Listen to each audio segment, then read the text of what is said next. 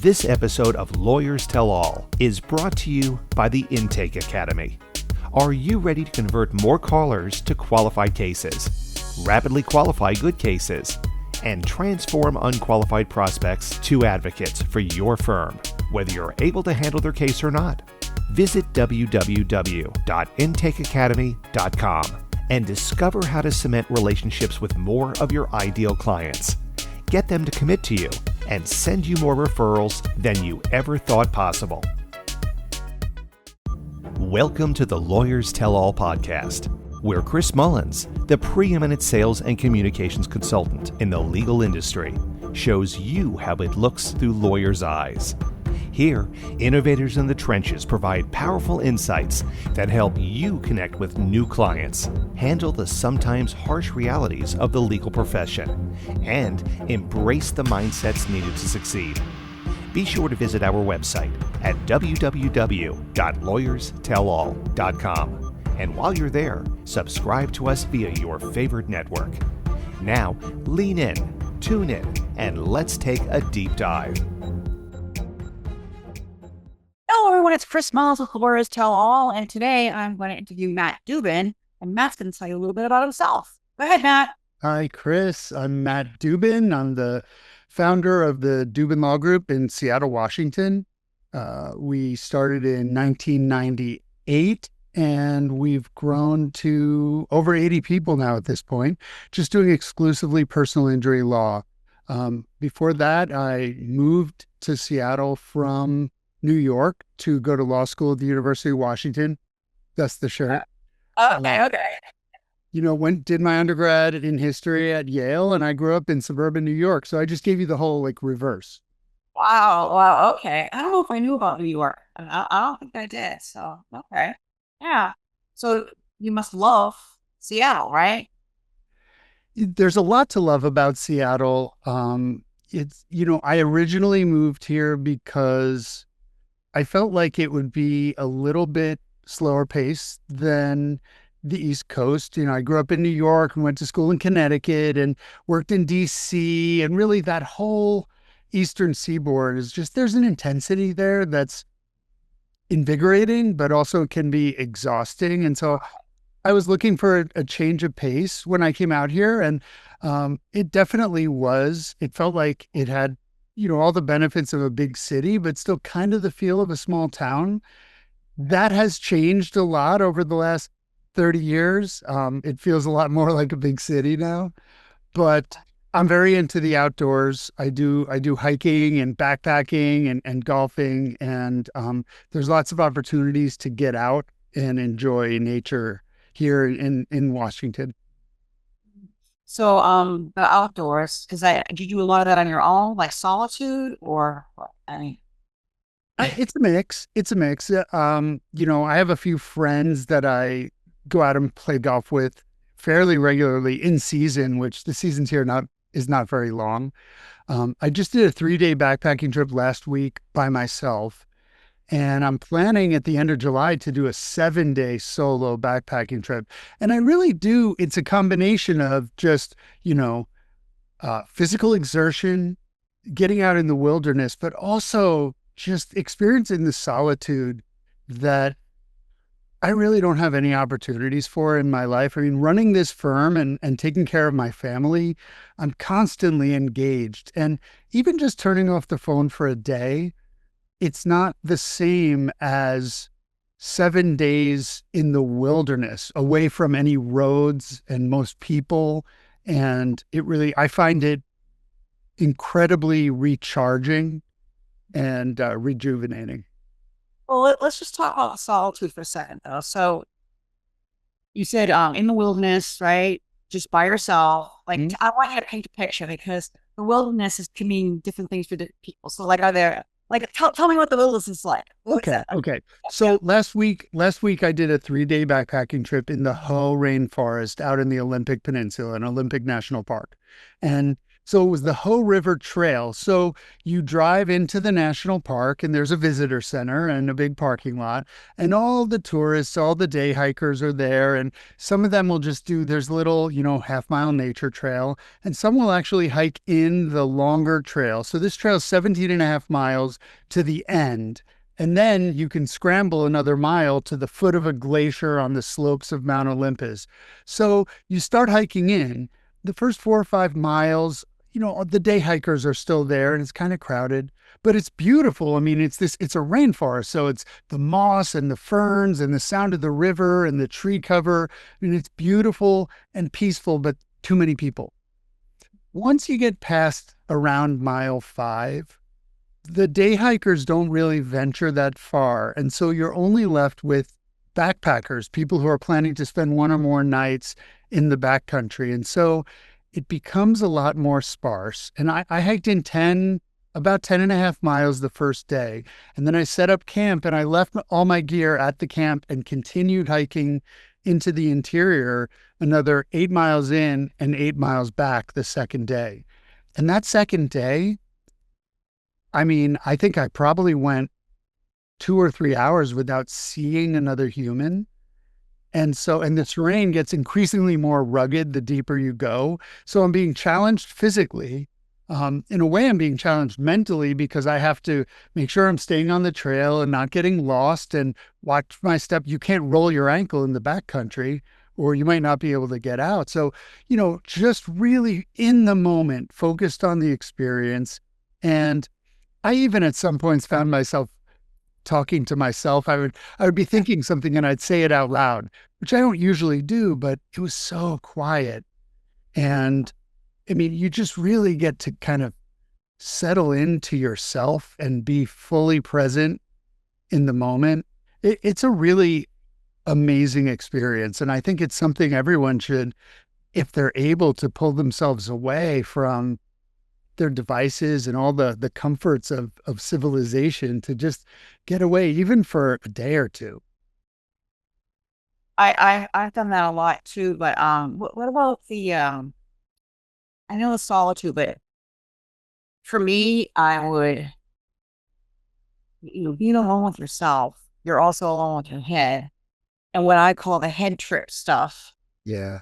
And that can make things kind of like crazy. So What about that? Yeah. it takes practice, right? I mean, in the background, right there, that's my meditation chair. And so I try to sit in silent meditation for at least 30 minutes every day. And you start to get more comfortable with the thoughts and feelings that come up. Because at first, just even sitting quietly and paying attention for 5 minutes can be really uncomfortable. And not physically uncomfortable, but like you said, all the mental stuff and the thoughts and all the stories that we tell about ourselves. But I think that with practice, you can get more comfortable with it. And, what I've learned is not to identify so much with thoughts or feelings that arise. Like, that's not necessarily who I am. So I even try to say things like, I try not to say, I am angry, right? I would say, I'm noticing anger arising. Right. Or I'm experiencing anger, but not I am angry, because then I'm identifying with the emotion. And so when you have that degree of separation, that when you're walking along and you think, oh, I regret that I didn't do this thing, or you start planning, future tripping, all this stuff, that I can catch myself, right, and see that and say, oh, isn't that interesting? And then just kind of let it go. It is quite amazing when you really realize that you're in the moment, present, like you're in that little present moment. Like that's like unbelievable feeling. Well, the thing is that our inner narrator never stops, right? So you literally, if you're not aware of it, if you're not paying attention, this inner voice is, from the minute you wake up until you go to sleep, it's like just feeding you with a stream of thoughts and stories and memories and ideas. And it's like, it's almost impossible to be fully present in the moment when you're listening to that voice. And so finding ways either through a meditation practice or just getting into the forest, or even if you're not going deep into the wilderness, getting into a park and sitting down on a bench and just trying to quiet down for 15 minutes, because our lives are so busy and they're so hectic and we're flooded with information. And it's just, I don't feel biologically like we were built to be this way. Right. But you didn't always do this, right, Matt? You didn't always do these things, the mental breaks. And No, I always enjoyed being in the outdoors, but I think thinking about solitude and your inner voice and being present in the moment, that probably started about 20 years ago, I guess. I had already founded the law firm and I had already married my wife. We're coming up on our 26-year anniversary. And I think I was just experiencing a lot of anxiety. Life felt overwhelming. And a friend suggested that I try a 7-day silent meditation retreat.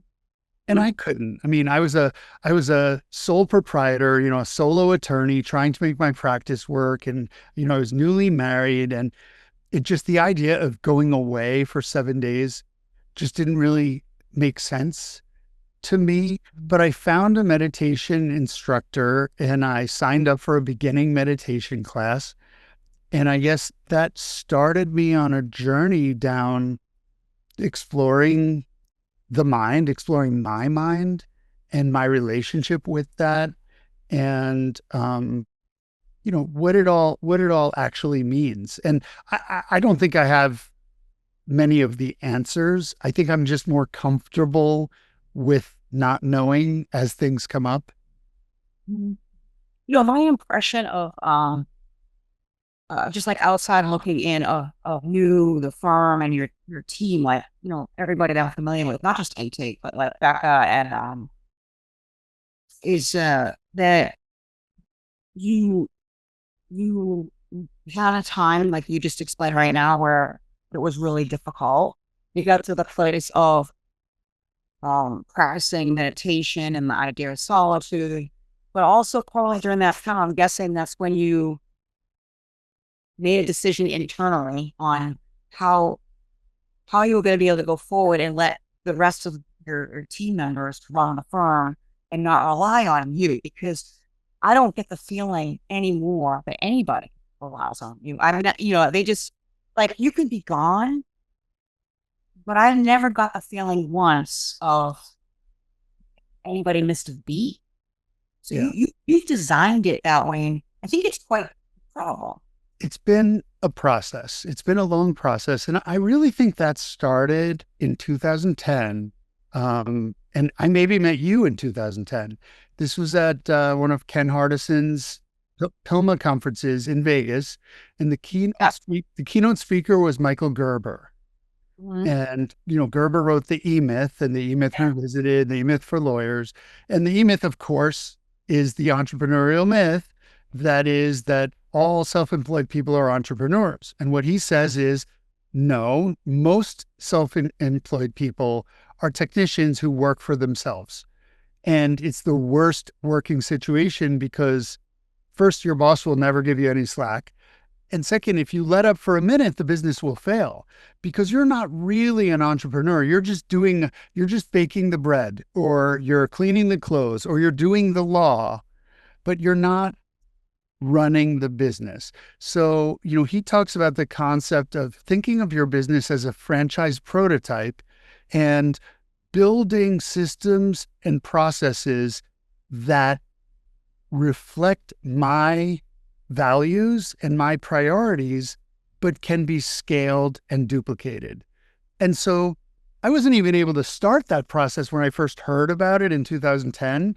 But I think ever since then, the goal has been to build a organization that reflects my goals, values, and priorities, that doesn't require my hands on the buttons and the dials all the time. And, increasingly, it doesn't require my hands on the buttons or dials at all. Although I still think I have an essential role in the organization in terms of vision, values, and culture, and really keeping everybody focused on what it is that we're trying to do and how we're trying to do it.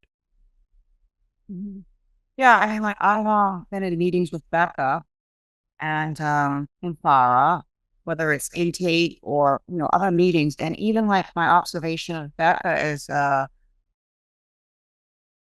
mean, she just doesn't need you. I mean, to do things, to make decisions, it's just a confidence. Yeah. And Farah also, and so how long would you say it took to get there? Like, So delegation is a very difficult skill, especially when you're good at something and you really care about something. Um, Delegating comes with a lot of apprehension that the person you're delegating to won't be as good as you, or they won't care as much as you, or they won't do it the way you would do it. And that's all true. Um, but if you want to have a bigger impact on the world, if you want to help turn around more people's lives, you need to multiply your effectiveness as a single human being. And the way you do that is through an organization. So the first thing I did is I got very clear on my core values, and I instill them in my organization, and I hire people who are already temperamentally aligned with those values, which for me are gratitude, empathy, and compassion. And we have them in big vinyl decals on our walls. All my team has mouse pads with the gratitude, empathy, and compassion. So we do lots of other things, but at the end of the day, when you're faced with a difficult decision, going back to gratitude, empathy, and compassion will help you make the decision more like how I would have made the decision. And that's really what I wanted. And once I started that, the next step, I think, was setting really, really aggressive long-term goals. And I mean 10-year goals, right? And so, I'm a fan of EOS. I read Traction by Gino Wickman. It changed the way I looked at my organization, right? And I don't follow all of their flow and all of their forms, but the idea of defining who you are, your mission and your values, and setting long-term goals, and then breaking them down into smaller, more achievable chunks, right? So you take a 10-year goal, and then where do I need to be in 5 years? Where do I need to be in 2 years or 1 year? And then you can break it down to quarterly goals. And then it makes it easier when you share it, right? You need to share it with your team, because when they understand what we're all working for, that I don't ask anybody in my organization to do something that's arbitrary. It's all designed to help them achieve their 90-day goal, which is going to contribute to our organizational progress to get to our 10-year goal. So my first 10-year goal, after 3 years, we had achieved 80% of it. And so I realized that the biggest limitation to my success and the growth of Dubin Law Group was my ability to imagine what we could accomplish. I wasn't thinking big enough. And I mean, I've heard people say, if your goals don't make the people around you laugh and almost in ridicule, then they're not big enough, right? Yeah. Well, where did all this come from? Like, where did all this come from with Matt Dubin? Like, who is this guy? Like, is it your wife? Is it your partnership? Is it like what happened? I think you have to go back even farther. I mean, my mom was a New York City public school teacher. My dad was an entrepreneur who started dozens of businesses, and for the most part was never very successful. He started a lot of businesses. Most of them failed. he did okay. My parents split up when I was young. And really, it was those mindsets of, my wife, like my mother scrapping to like survive and get by, and my dad living these big dreams. And so their marriage didn't work out, but they both, in a way, really influenced me. Like, I need to be prudent and make sure that I'm providing for my needs and the needs of my family. But I also, what I got from my dad is dream big and never give up, even if people don't believe in you. Okay. Okay. Got that. Yeah. So combination of each of But really, also the coincidence of timing that when I heard Michael Gerber, that was my first ever like law firm owner conference.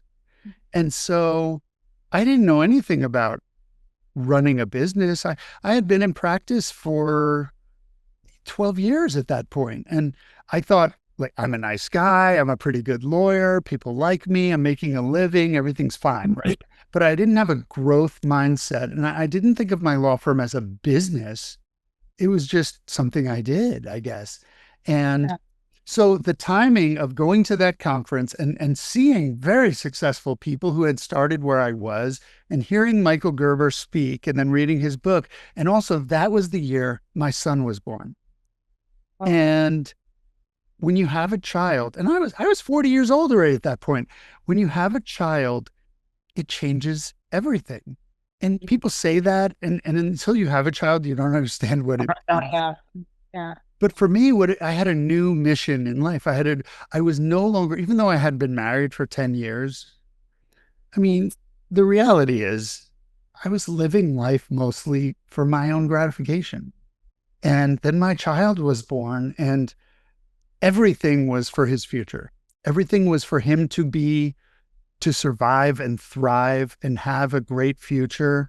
And I think my drive and my motivation and my commitment all really multiplied at the same time that I was exposed to all these ideas that started giving me glimpses of the tools of how I could grow.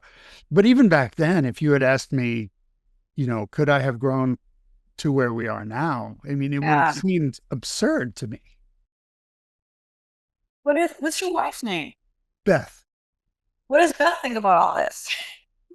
I mean, she's been around for a while, so it's been look, anyone who owns a personal injury firm and has a spouse understand that it's hard on the spouse. This is not a steady, predictable business, especially early on when you're hustling to get cases however you can. You get one big fee and then all the bills are paid and you're doing great. And then you can go 6 months and you bring in hardly anything. And so the early years were really hard. And I would say we didn't do it the right way because, like, I didn't have a business plan. We cashed in our IRAs and our retirement accounts, and we maxed out credit cards, and we went into debt and just did whatever we could. And she was working. She's an artist. She has a degree in ceramics, and she teaches pottery and ceramics, and she creates beautiful mixed media sculptures and shows them in galleries. Generally, there's not a lot of money in that. But she brings a very different perspective on life and on problem solving than I do. And so we've been a really good team together. But I always had the certainty that what I was doing with the law firm was going to work, and that I could picture in my mind what the future looked like with the growth and with the success and with more employees and with steady revenues coming in and being able to pay the bills and go on nice vacations. And in my mind, it was already real even before it manifested in the world. Right. But for her, like, she wasn't really in it, right? She didn't share that vision. And so I think it was terrifying for her. And the lean years, and there were definitely lean years, I think they were really hard on her. And at some point, she had a mental shift where she said, you know what? Like, if we're all in, then we need to be all in. And whenever we've been back against the wall, whenever we've needed you to make money, you've always found a way to do it. So I'm going to stop being afraid and I'm going to be all in with you. And, and if that means we need to sell our stuff or take a home equity line on our house or like whatever we need to do, like we're 100% in. And when she made that shift, which was probably very difficult for her to just trust, it was so liberating to me because I felt I could take more risks. I didn't need to justify every decision. And things really took off. Yeah. That's awesome. So between that and then eight, right? Abraham. Oh, there's the face. There's the big happy face there. It says it's Abraham. Well, it's funny, right? He came up, right? Because he was born and it inspired me to start thinking of the law firm like a business and growing it. And just last week, today is actually his 16th birthday. I don't know if he told you that. Oh, he didn't tell. I need to tell me that. Today is his 16th birthday. Oh, wow. He started working in the law firm last week. Yeah. Doing, of all things, doing intake. And the plan was to expose him to a bunch of different things, different departments, and like test out different things in the law firm. But he's doing so well with intake after a week and a half that Farah, our director of intake, actually asked if it would be okay if she could keep him in intake for the summer. And maybe when he returns to school in 11th grade next year, if he can work part-time doing as an intake specialist. So I'm very, very proud. That's so awesome. Yeah, it's so awesome. It's just wonderful, wonderful, wonderful. At some point, we'll have to expose him to other parts of the firm besides intake. Okay, we'll see. We'll see. What about he'll go to law school at some point? So who knows what's going to happen, right? But right, he's 16, so 16 years old. I make it very clear to him that my priority is that he have a happy, meaningful life. And if that means going to law school and joining the law firm, then, I mean, I would be very proud and happy. Right. But, if his passion takes him in a different direction, that's okay too. I want him to lead a meaningful, fulfilling life for him, wherever that leads him. But if you ask him now, he would tell you that nothing right now sounds more interesting to him than going to law school and being part of the firm. Yeah, that's wonderful. Well, so I have to tell you, I know I've told you before, but just for the sake of everybody that's going to be watching this, is that, you have an amazing firm, you have amazing people, and then you have Farah. And she's, yeah, I mean, it's such a pleasure to work with because she's a real student. And she wants, and she consumes, and she does, and yeah, I mean, it's like another. I don't know how that happened, but you're pretty lucky, and she is too. I feel like I'm a collector of extraordinary people. Yeah, and I don't know exactly how I find them. I mean, maybe, I'm a good judge of character. I've never used any of those kind of personnel consultants or the personality test or anything like that. But maybe it goes back to the core values that I really think people who really, like, in their heart, deep down, that they're driven by gratitude, empathy, and compassion, and then they get on board with the goals. Right? The skills can be taught and trained. We hired Farah right out of college. Dubin Law Group was her first job. And she was an intake specialist. And so she was young and didn't have any office experience. And she just picked it up. And you could tell listening to her intake calls that she cared about people. She was able to connect with them on a deeply emotional level very quickly. Yeah. And she understood the job. And so when our as our intake department grew and there became opportunities, we had a director of intake and we moved her up to a senior intake specialist so she could help support others and help train them. And then when our director of intake actually transitioned to who's also a unicorn, right? Amelia is, she built the framework for our intake department. And so we basically promoted her to director of data and analytics. And we asked her to do the magic that she did on intake for the whole firm and making our systems talk to each other and empowering us to pull out the data that we need to understand how we're doing. So at that point, it was a no-brainer to promote Farah to be, even though she was young, to be director of intake. And then really she's so open, like you said, she's always looking to improve and to learn. And I think the first year or so, it was learning how to manage people. Because people need to hear the same message in different ways. And so sometimes you need to be a little bit more direct and stern. And sometimes you need to be a little bit softer and more empathetic, I guess, but the goal is always the same. And so managing people, whether it's me working with my leadership team or them working with all the people that are, doing the day-to-day work in the firm, it's challenging. It's a balancing act. And I'm really lucky to have people like Vivian and Becca and Farah who are so good with people that they just inspire respect and loyalty.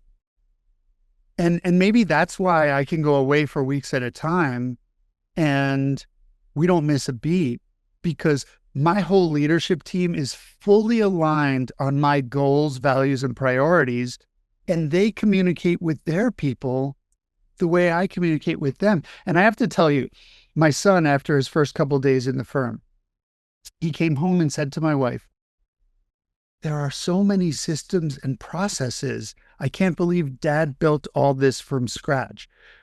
Right? And it got me to thinking, like, what is the point of all the systems and processes?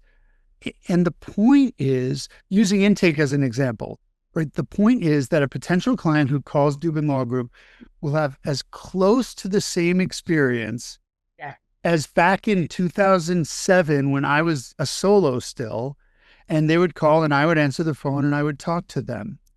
And I would really try to understand what they were going through and what problems they were trying to solve. And I would genuinely be excited about being in a position to help them.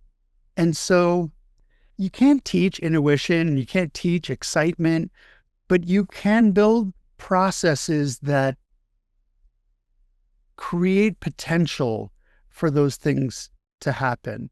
And so these processes really were an evolution over time and they're still evolving, but they're all designed, whether it's in intake or case management or other departments in our firm, it's all designed to be as close to the client experience as it would have been if I was still a solo doing all the jobs myself.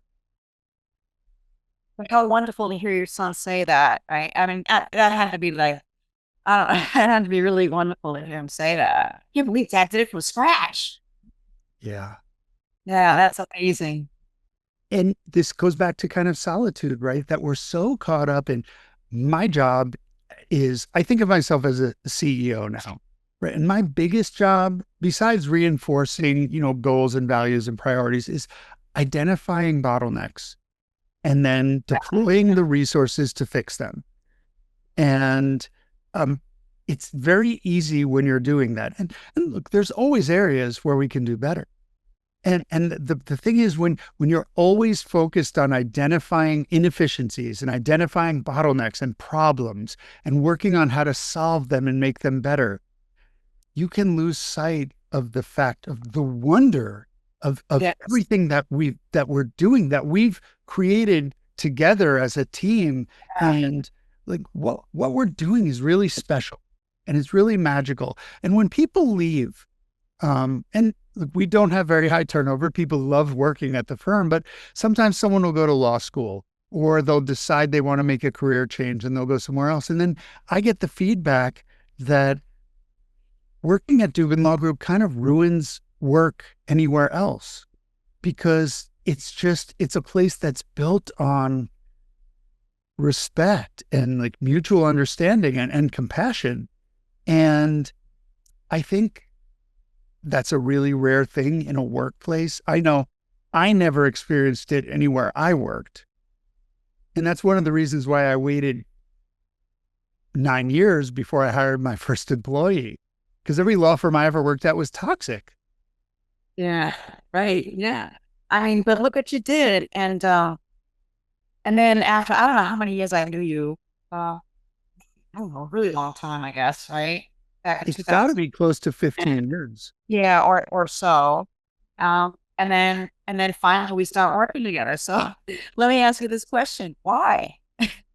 Why, because we always looked at each other.